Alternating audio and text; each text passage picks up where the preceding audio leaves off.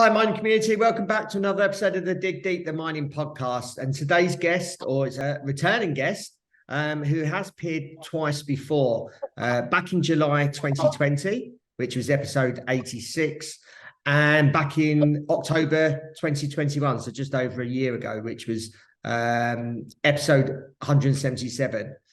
So please go back and check those episodes, obviously, after listening to this episode. And you can compare the journey that these guys have been on. So Alan Carter is the president and CEO of Cabral Gold, a mineral exploration company with a focus on gold and copper, with a key asset, where the key asset is the Cuiu Cuiu Gold project located in northern Brazil. A geologist by background, and does have an extensive career across South America, and he's obviously well positioned to develop this gold project in Brazil, and he's here to give us an update on proceedings. So that's welcome, Alan, to the podcast. How you doing, Alan? I'm doing well, Rob. Nice to be back. Yeah, appreciate your time as well. So wondering if you can just give us a overview, or obviously people that can go back and listen to obviously those other recordings, but just wondering if you can give us a quick snapshot of your career. Yeah, I grew up in the UK, Rob. I got a degree in geology. I got a PhD in gold, geochemistry, structural geology. I worked in Zimbabwe for 2 years on an deep underground gold mine. Not unlike the gold deposit that we've discovered here in Brazil. I then got a job with Rio Tinto. I spent 10 years living in South America. Most of that time I was with Rio. And so I lived in Peru, Bolivia, Ecuador, Argentina, a few other places. And then Billiton moved me up to Vancouver 10 years after that. So that would be about 20 years ago, to do business development work. And I did that for about 4 or 5 years. And most of that business development work was with junior companies. And over the course of that, there was a realization really that I really wanted to be on the other side of things, so on the junior side. So I started a couple of companies with Eric Freeland in 2004, left BHP, and they both, we made discoveries in both cases. In fact, one of those was a huge success, Peregrine Metals, which we took from about $1 million market cap. We picked up an old Rio copper project in Argentina, and we sold that company in 2011 for almost $500 million. So that was a huge success. And I've been interested in Brazil here for, at least 10 years plus. And the reason I've been interested in this region, in particular in northern Brazil, the Tapajós, is because there was a massive gold rush that happened here in the 1980s in this part of northern Brazil. Back then, 40 years ago, it was very remote. And there was about 1 million people flooded into this area, so 10 times larger than the number of people that, for example, were involved in the California gold rush in the mid-1800s. This was a big rush. And they washed and recovered about 30 million ounces, according to the Brazilian government estimates, about 30 million ounces of placer gold, all informal mining from streams.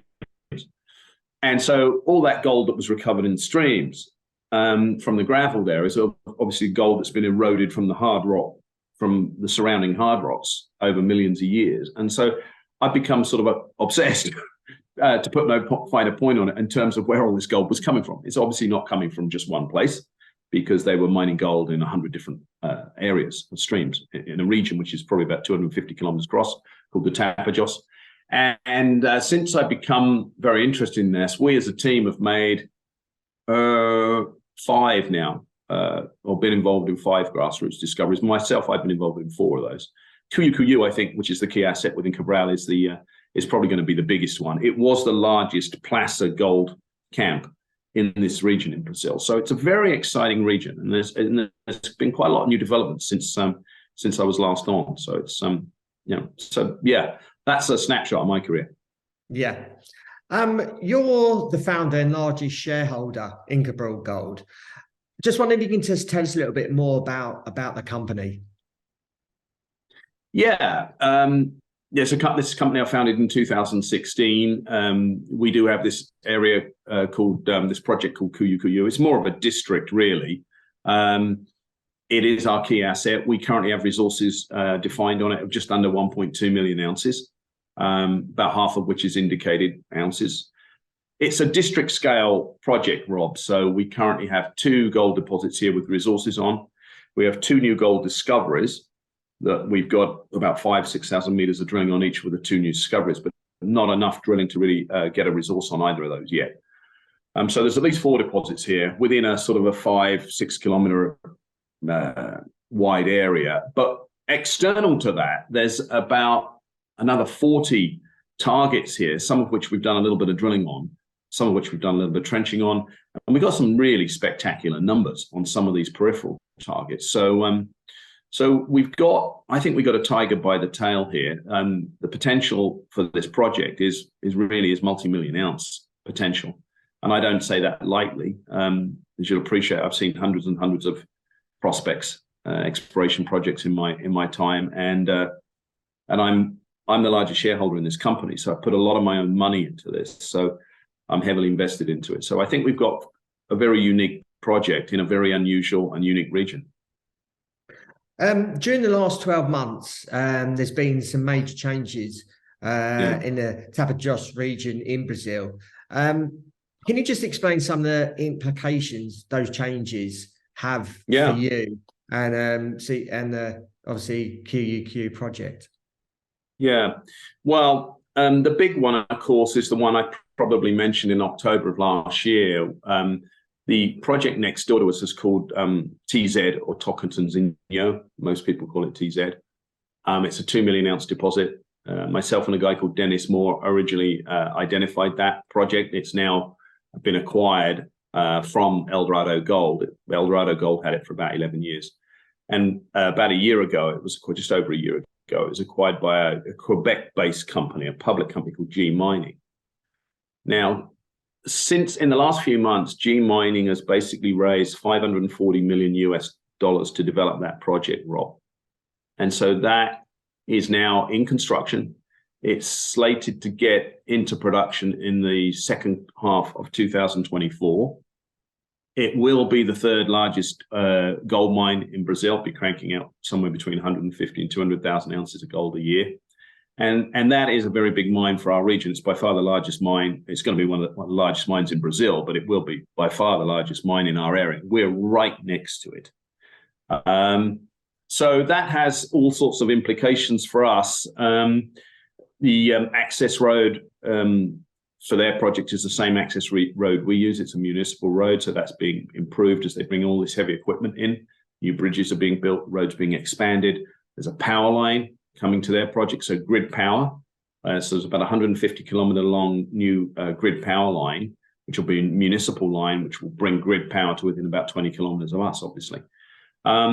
So lots and there's obviously lots of new contractors. I mean, they're obviously now in the process of spending that $500 million. So there's lots of new mine contractors coming into the area that previously didn't have a base there. So there are all sorts of very positive implications for the region and also for us too, as the neighbors to what's about to, what is the biggest new gold mine development in Brazil. So what are some of the similarities and differences between G Mining's TZ project and your QUQ project? Well, firstly, as I said, they're very close. They sit on the same structure. So there's a massive, big northwest trending geological fault. And most of your listeners, I think, will appreciate that most gold deposits are related to faults in the Earth's crust. And there's a big one that comes through their project and then extends through ours and goes way beyond both areas. That's the first thing. The host rocks are the same. So these are granitic rocks of about 2 billion years old. The mineralization styles are very, very similar, if not the same. Big areas of stockwork mineralization, that's characterized as TZ, and we've got a lot of that type of material too. And the alteration in mineralogy is the same. And that means that since the mineralogy is the same, the metallurgy is the same too. The recovery methods, the processing method that they're planning on using to recover the gold from their material will be the same that we would use. The differences are obviously they've got a much more advanced project. Their resource is currently larger than ours. If you look at their technical report, the last one they put out a few months ago, there's a lot of detailed description about TZ in there, and then there's a discussion about 2 peripheral targets. So they've got 1 deposit and 2 peripheral targets. We've got 4 deposits, at least 4, arguably 5, and we've got 40 peripheral targets, Rob. So ours is much more of a sort of a district scale type opportunity. The other thing that is a really key difference between our project and ours, if you go back to the 1980s and the gold rush estimates, the estimates from the Brazilian government of the amount of gold that was recovered from the streams, they estimate that there was 200,000 ounces recovered, all by informal miners at TZ. There was 2 million ounces recovered from Cuiu Cuiu. So Cuiu Cuiu was a much larger placer goldfield and had 10 times more gold recovered during the gold rush. So we think that all goes very well for the hard rock potential of our project, but they're very, very similar. The other key difference is that we've got a lot of high-grade material at Cuiu Cuiu. TZ, it's a very nice deposit. It's very consistent, big, low-grade deposits, averaging about 1.3, 1.4 grams. But they don't seem to have a lot of high-grade veins. We have a lot of high-grade veins chopping through our. And if you look at some of the drill results we've put out over the last 12 months since I was last on, that's very obvious that we've cut some high-grade material. So I think those are the main similarities and differences between TZ and Cuiu Cuiu. Very close. You recently put out an update resource estimate for Cuiu Cuiu, which was a lot better than obviously previous resource estimates. But the share price went down. Why was that? Or what are your thoughts about that? I think that speaks to the current market conditions. Yeah. It is a very, very tough market for junior explorers right now, because a lot of investors are not interested in more speculative type investments, right? So it's not just junior mineral explorers; it's junior drug developers and junior tech companies and companies who basically currently don't have any revenues. Now, so I also think that having looked at over the last sort of 9 months or so, companies that have put out resource estimates, we're not alone in the fact that our stock share price went down following a much more positive resource estimate. In fact, I looked at about a dozen companies before we put the news out, and they all went down after they put out resource estimates. That's really no comfort to me, but I think it does speak to the market conditions have been very, very difficult. The flip side of that, of course, is there's a massive opportunity right now for investors. You and I have seen a bunch of these cycles. It's like being on a bit of a roller coaster. And I don't know how many of these cycles I've seen now, probably 6 or 7.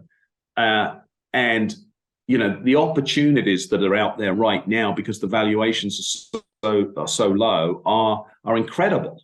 If you look at our company, we now have about a 20 million Canadian market cap, yet we've got 1.2 million ounces, almost 1.2 million ounces in the resource base. So you're basically, picking up, if you pick up shares in our company, we're being valued right now at about 20 million Canadian an ounce in the ground, so about 15 million US. Have $15 an ounce in the ground, which is ludicrous when you consider gold is, $17.40 an ounce or something. So, when the market turns, I think our investors and people that are buying our stock right now will actually do very well. But it's been a very difficult market, and it has been a bit soul destroying to, given that we did put out a much better resource estimate. The indicated ounces at Cuiu Cuiu grew by over 250%, yet the share price went down. So the resource got better, but the value of the company went down, and that speaks to the current market that we're in.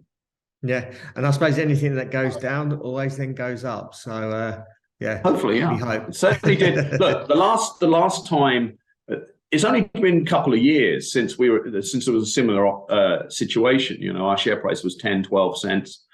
Within the space of 2 or 3 months, it was at 80 plus.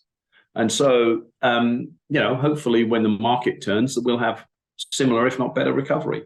We just have to wait and see. But I do think there is this massive opportunity in this sector right now to invest in really good companies with good assets, good management team, where management's heavily invested, where the projects have a lot of upside in good jurisdictions. I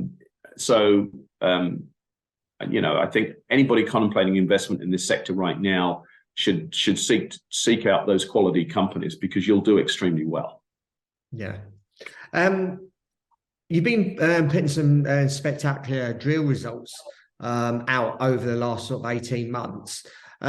What is the significance of some of the results that you've been putting out? Yeah, good question. Well, look, really, most of those spectacular results, some of them are within the existing 2 deposits that we've got, but more importantly, a lot of those results are from these 2 new discovery areas. So very, very significant. Just a couple of weeks ago, we put out some drill results, including 5.5 meters, it was at 27 grams a ton. I mean, very, very high grade numbers over pretty good widths. So I think it really speaks to what I was saying earlier, and that is the potential of this project being a multi-million ounce district that we control, and we own it 100%. And it also speaks to the potential of the 2 new discoveries that we've got, of both PDM and Mashishi. Both of those need more drilling. They don't have a single ounce in terms of resources there, but as I said, you look at the drill results that we've been putting out over the last few months, and clearly we've got continuity of very good grade over some significant distances. So they're very, very significant, Rob. They're very, very, very highly encouraging. And I think, what we need to do is get a little bit more drilling done on both of these 2 new discoveries in order to declare maiden resources on those. It won't take a lot more drilling. The market needs to improve so that we can raise the money in order to do that.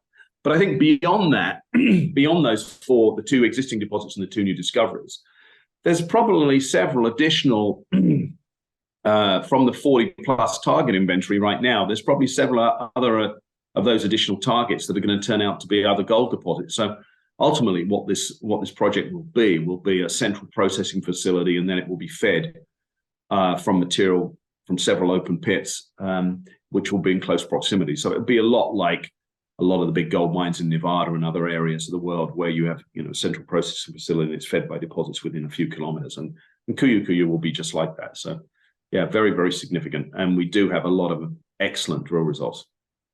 I've got a couple more questions. So what are the main reasons, in your opinion, why someone listening to this podcast might want to consider sort of buying some shares in Cabral Gold?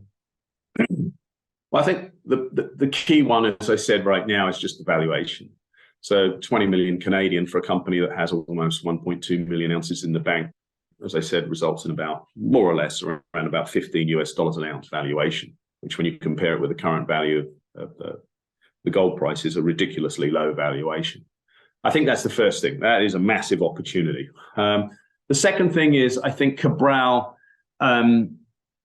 is a little bit unusual in that the management team, particularly myself, is very, very heavily invested in this. I've so far put about $2.8 million, which is a huge chunk of my net worth, into this company. And I'm not paid a massive salary either.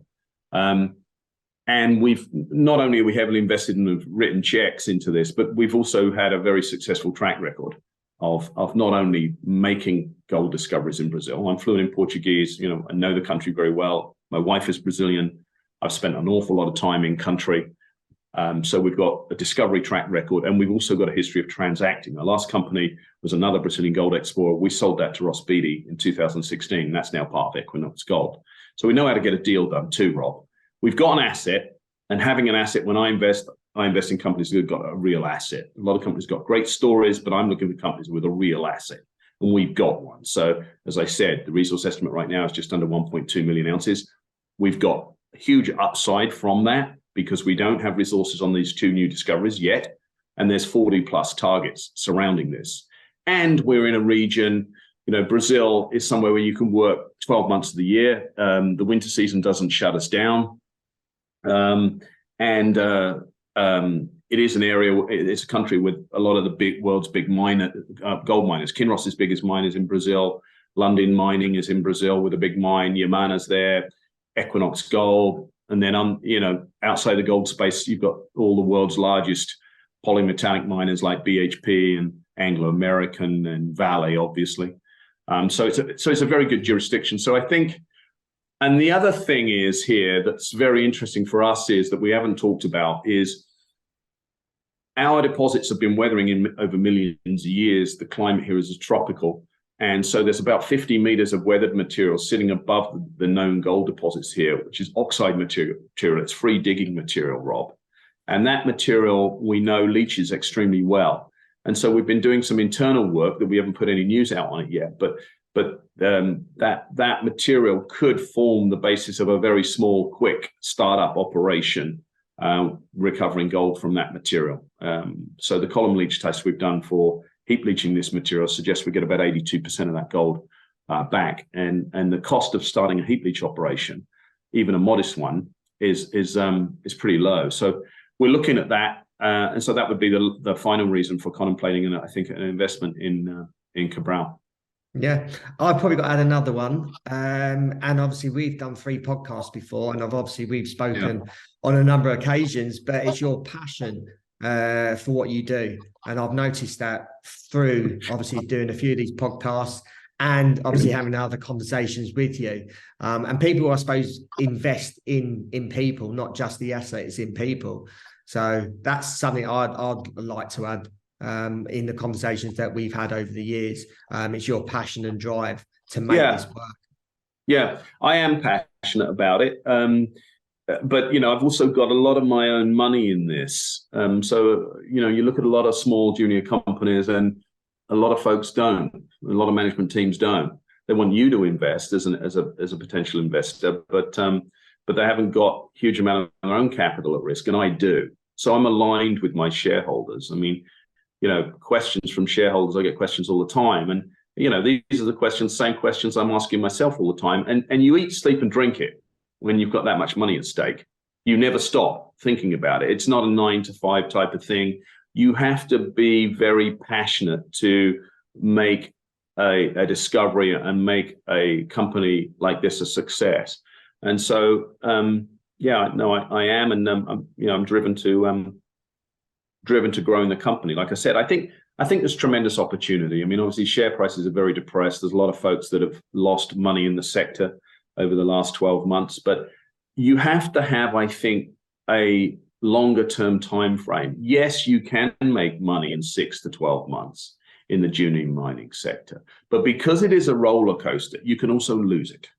So you have to have I think, at least 5, 6, 7 year sort of time horizon. And you have to be prepared to sort of ride those massive swings in value. And rather than sort of looking at your share portfolio on a day or weekly basis, which is frankly right now would depress most people, I think, who had invested 12 months ago, certainly would depress me.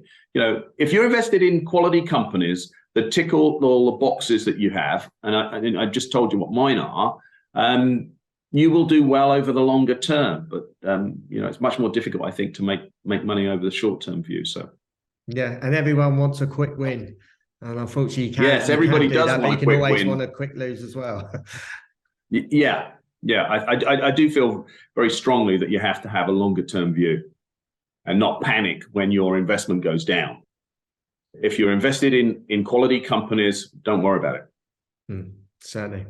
And as a conclusion, just wonder what the outlook is for the next sort of 6 to 12 months, obviously going into 2023, and anything else that you like to add.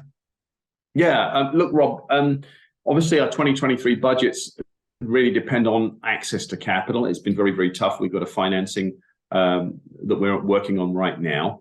And depending on access to capital, if the markets improve early in the new year, we'll get the drill rigs back in and do a lot more drilling and hopefully define maiden resources. But it really does depend on what the capital markets are doing. Obviously, we don't want to be raising millions of dollars at the current share price, and which would result in massive dilution to our capital structure.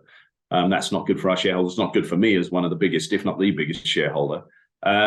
So it really depends. We are doing quite a lot of work on scoping that oxide material out, and we'd like to push that, continue to advance that idea of getting of near-term production from the oxide material. So that's definitely going to be a focus for us over the next few months.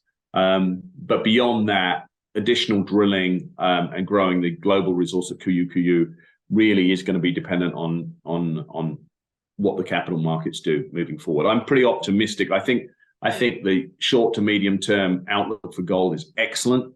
And like I said, I've been here before. And every time I've been here before, everything's, there's a lot of folks who think the world has ended and panic because they, invested at higher levels. But like I said, that is symptomatic of these things. The flip side of that is it's a massive opportunity to actually continue to invest in companies that you think are good, quality companies, because they're all on fire sale right now. So I think for people who do have money to invest, it's a very good time to invest right now. Yes, yes, certainly. Sorry, yeah, certainly. Alan, really appreciate your time again for give us an overview of Cabral and what you've been doing over the last sort of 12 months. If our audience wants to ask you any questions, reach out to you, get some updates, where can they find you? What social media platforms are you on? We are on, I think, all the social media platforms. Facebook, probably the Twitter. Probably the best way to get hold of me is just to email me directly, and I can be reached at alan@cabralgold.com, and that's ALAN@CABRAL gold.com. Yep, we include those all in the show notes anyway, accompanying this, so for easy access. So, like I said, really appreciate your time, and perhaps you'll come on again next year sometime and give us an update. Will do, Rob. Thanks. Yeah. Guys, thank you for listening. Hope you enjoyed the episode. Please share this episode amongst other people in the industry, wherever they are in the world. Get this episode out. Obviously, gold is probably at a low at the moment, but if it's low, there's only one way to go, and it's going to go up. And obviously, as Alan's pointed out, they've got a great asset there, and is currently undervalued. So appreciate if you can share this episode amongst your friends, family, and other mining colleagues around the world. So until next time, happy mining.